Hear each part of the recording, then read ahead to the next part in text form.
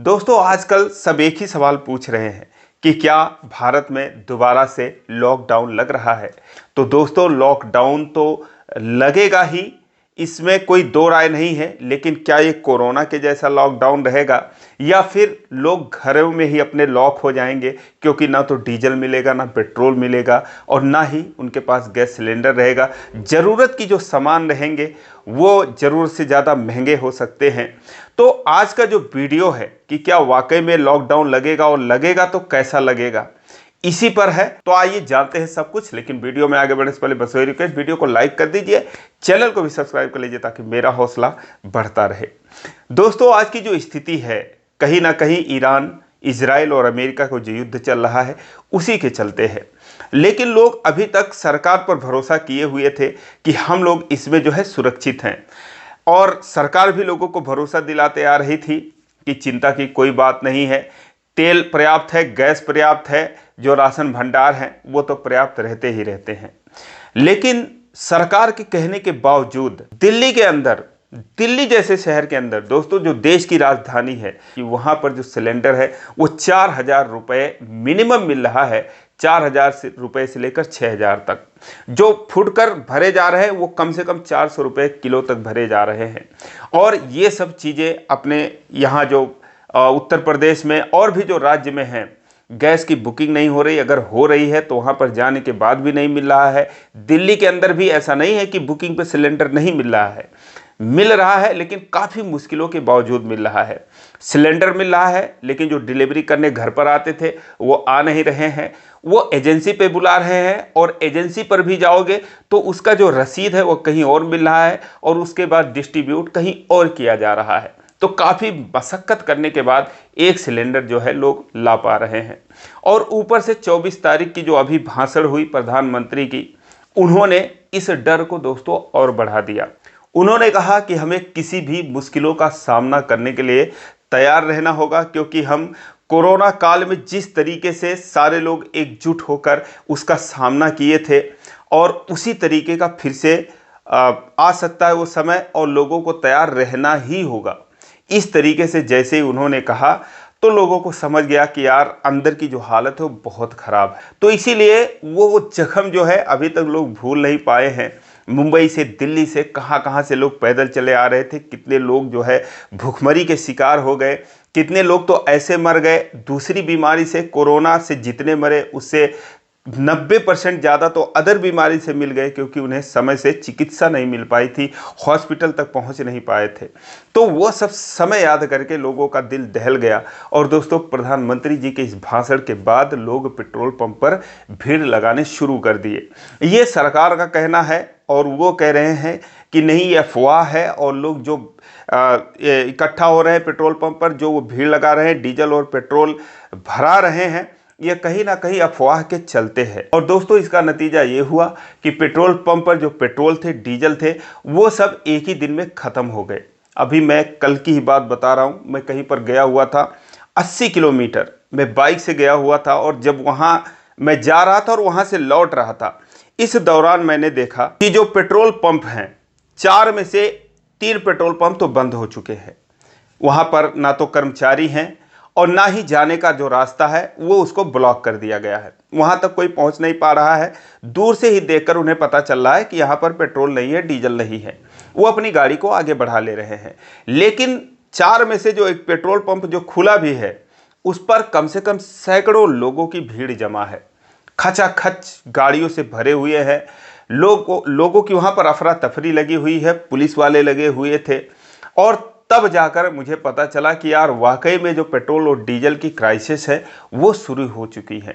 सरकार के बातों पर अभी तक जो है भरोसा था कि नहीं, गैस मिल रहा है और गैस की कोई कमी नहीं है। लेकिन गैस का तो हम पहले से ही देख चुके थे, क्योंकि हम जा रहे थे तब रास्ते में हमने देखा कई जगह पर कम से कम जो गैस की एजेंसियां थी, जहां से गैस मिल रहे थे, वहां पर जहां 2, 4, 10 लोग रहते थे, आज वहां पर सैकड़ों की संख्या में लोग तर के ऊपर, यानी कि एक के ऊपर एक चढ़े हुए, और लोग वहां पर मारा मारी वहां पर हो रही थी।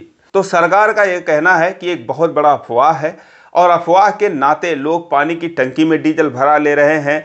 आपने देखा होगा वीडियो में, भगोने में लोग भरा ले रहे हैं। मतलब जो भी उनके घर में बर्तन हैं उनमें वो सब डीजल और पेट्रोल भरवाकर इकट्ठा कर रहे हैं।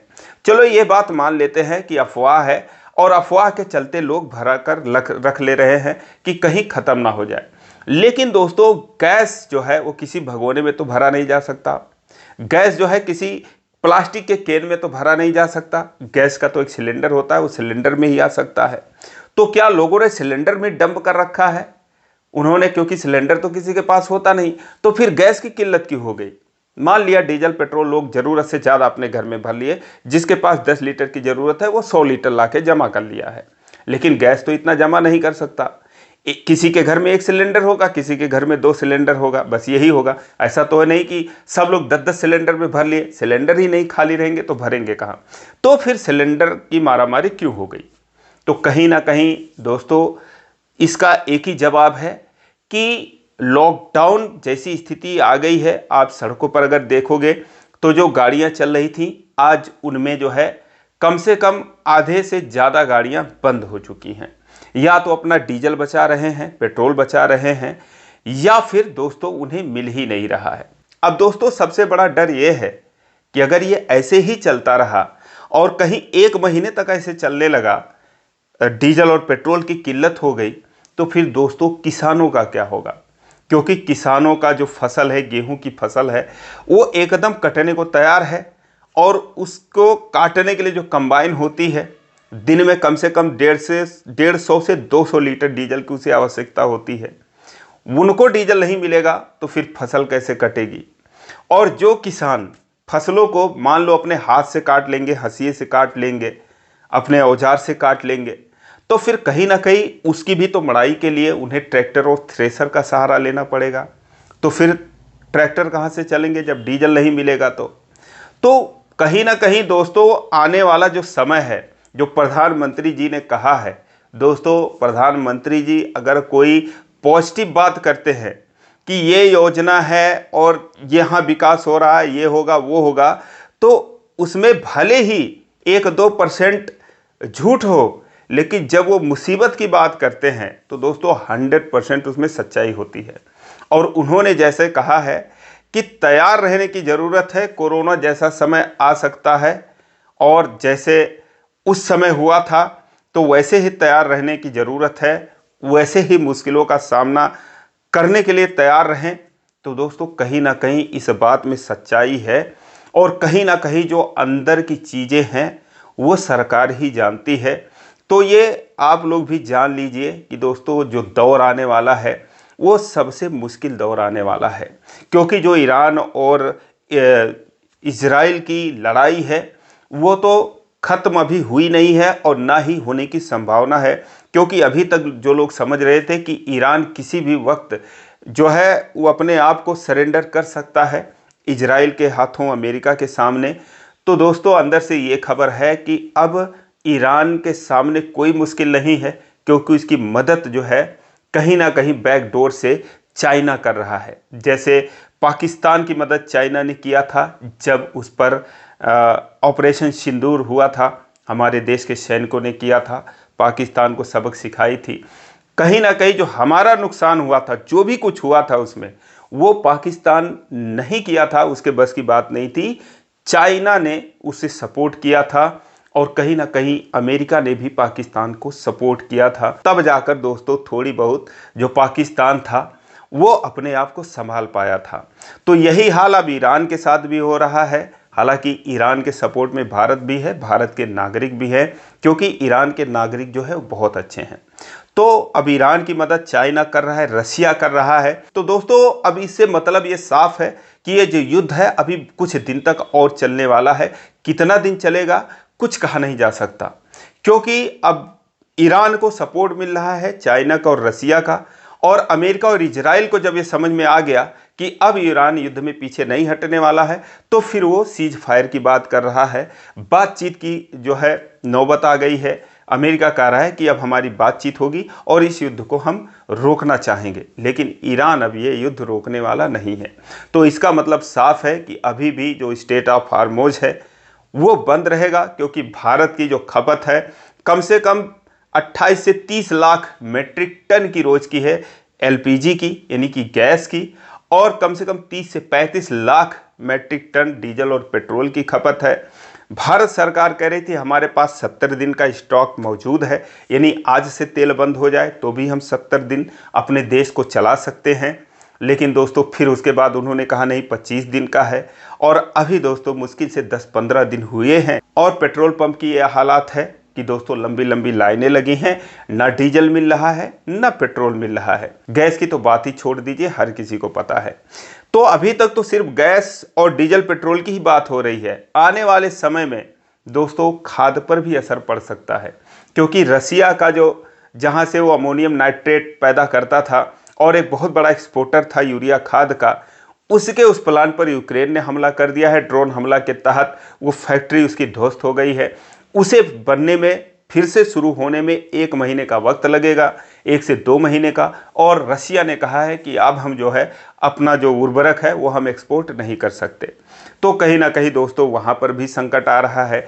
कतर जो है वो भी जो है यूरिया का उत्पादन करता है, 14% वो भी करता है। वहाँ से भी हम यूरिया मंगाते हैं और उसी स्टेट ऑफ हॉर्मुज के रास्ते से ही यूरिया भारत आता है, जिस पर कि अभी आवाजाही बंद है। तो आने वाले समय में अभी तो सिर्फ गैस की किल्लत है और डीजल और पेट्रोल की किल्लत है। आने वाले समय में खाद की भी किल्लत शुरू हो जाएगी। और सबसे बड़ी किल्लत जो है वो बिजली की शुरू होने वाली है, क्योंकि बिजली के भी जो प्लांट हैं, दादरी का है, फरीदाबाद का है, औरैया का है, उतरन का है, जो भी हैं, ये सारे बड़े बड़े जो प्लांट हैं जो भी कई हज़ार मेगावाट की बिजली पैदा करते हैं, वो भी सीएनजी से चल रहे थे। दोस्तों कहीं ना कहीं वो प्लांट भी अगर गैस नहीं आएगा तो भी दोस्तों बंद होगा, क्योंकि जहां दोस्तों 25 से 30 लाख मैट्रिक टन गैस की और डीजल पेट्रोल की महीने की खपत है, वहीं पर अभी तक जो सिर्फ 2 जहाज आए हैं, जो कि काफ़ी दिनों से न्यूज़ में चल रहा है कि जहाज शुरू हो गए हैं,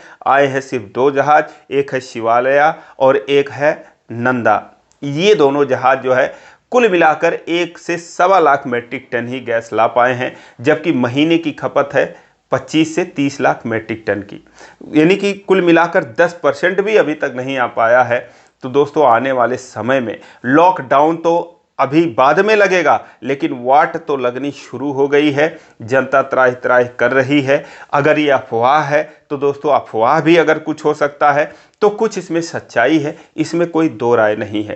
क्योंकि हम गैस के मामले में देख चुके हैं। अभी तक सरकार कह रही थी नहीं गैस हर जगह मौजूद है, लेकिन दोस्तों आंखों देखी ये हाल है।